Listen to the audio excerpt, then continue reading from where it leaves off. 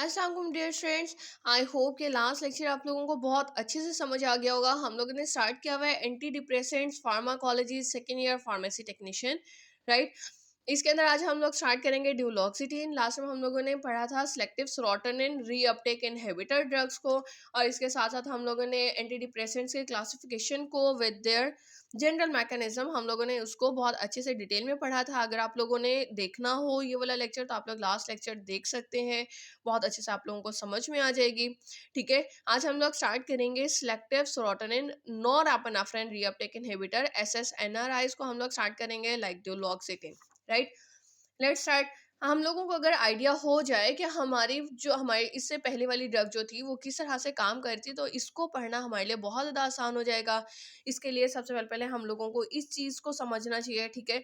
और ये चीज़ हम लोग ऑलरेडी पढ़ चुके हैं, एक दफ़ा दोबारा देख लेते हैं। हम लोगों ने कहा था कि ये हमारे पास प्री साइनेप्टिक न्यूरॉन आ जाती है, और ये हमारे पास पोस्ट साइनेप्टिक न्यूरॉन, जिसके ऊपर हमारे पास रिसेप्टर्स लगे हुए हैं। हमने यहाँ पर ये जो हमारे पास स्टोरेज वेसिकल था, ठीक है, हमने उसको देखा। हमने कहा इसके अंदर हमारे पास मुख्तलिफ किस्म के न्यूरोट्रांसमीटर्स मौजूद हैं, और न्यूरोट्रांसमीटर्स भी यहाँ पर हम लोग सिर्फ एक्साइटेटरी न्यूरोट्रांसमीटर्स की बात कर रहे हैं, लाइक सेरोटोनिन और नॉरएपिनेफ्रिन की बात कर रहे हैं यहाँ पर। तो यहाँ पर हम लोगों को आइडिया है कि जो कैल्शियम आयंस हैं जब हमारे पोस्ट साइनेप्टिक न्यूरॉन के अंदर एंटर होती है तो ये फ्यूज हो जाती है, फ्यूज होकर ये बाहर हमारे न्यूरोट्रांसमीटर्स बाहर आ जाते हैं। और ये जो स्पेस है हमारी प्री साइनेप्टिक और पोस्ट साइनेप्टिक न्यूरॉन्स के दरमियान की जो स्पेस है, that is called synaptic left या साइनेप्टिक स्पेस। ठीक हो गया। हमारे यहाँ पे न्यूरोट्रांसमीटर जब आएंगे तो अपने मुतल्लिका रिसेप्टर्स के ऊपर जाके बाइंड कर जाते हैं, और जो एक्सेसिव न्यूरोट्रांसमीटर्स होते हैं वो दोबारा से ऊपर जाकर हमारे स्टोरेज वेसिकल के अंदर महफूज हो जाते हैं।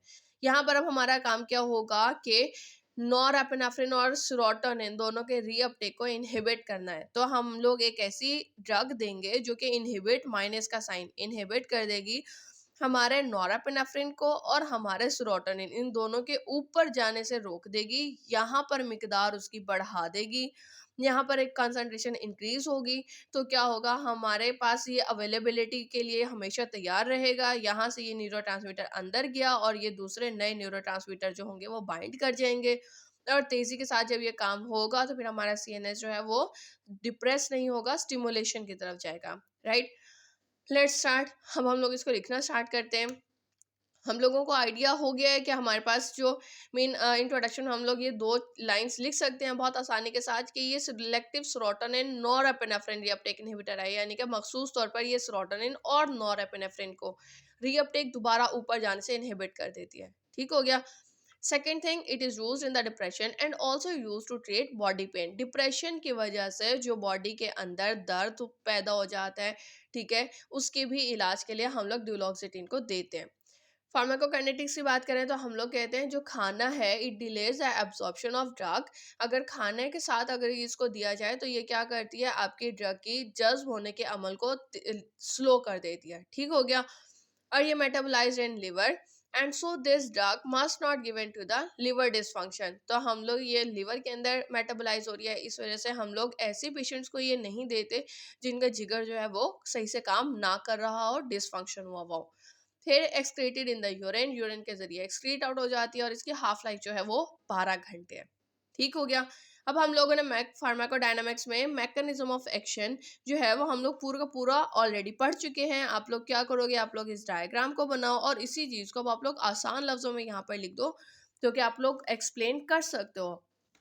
As depression sometimes linked with body ache, जैसा कि डिप्रेशन जो है वो जिस्म में दर्द के साथ मुंसलिक होता है, और मसल एक्स के साथ, पट्ठों में दर्द के साथ जो है वो मुंसलिक होता है।